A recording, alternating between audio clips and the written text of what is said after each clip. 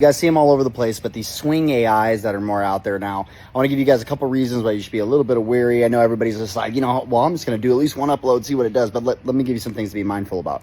First thing is they're usually done on 2D video, obviously, just like with this, from one camera angle. Tracking software, even though it like might look somewhat close to you in your naked eye, it's nowhere close to actually like biomechanical tracking. Along with that, that's why actually like biomechanical systems, a lot of them have like 16 cameras or something like that, right? So they can be hyper accurate. So those ones are going to be really not accurate for one.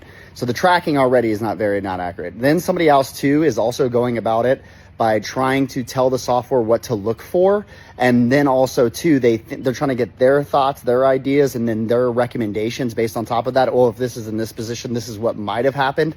So there's a lot of guesswork that's involved in there. And then also too, I've seen the people that even have designed some of those things, specifically too, where like, I'm like, man, even people that have had really good intentions, if they were to watch a hitter in person, just like the same thing, this is why, again, I've had multiple opportunities to make AIs and things like that, right? And utilize like how I view the swing and how I do it.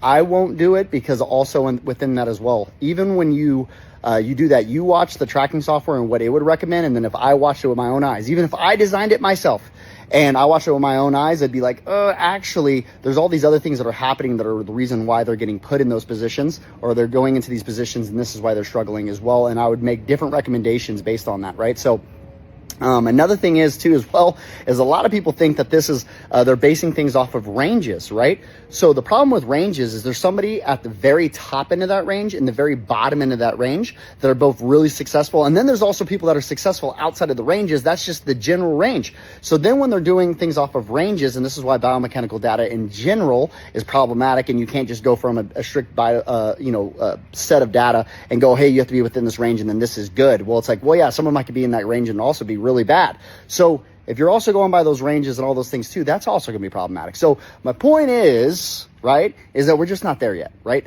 AIs right now, and with the computer software, like, yeah, again, I think you get a more skilled coach. Again, rather than just like, again, if you're just general public, little league, all that other stuff, like I could see how some of those people might really grab onto it. But in general, I just think there's really no reason for it, because also too, swing breakdowns and all that stuff are reasonably priced.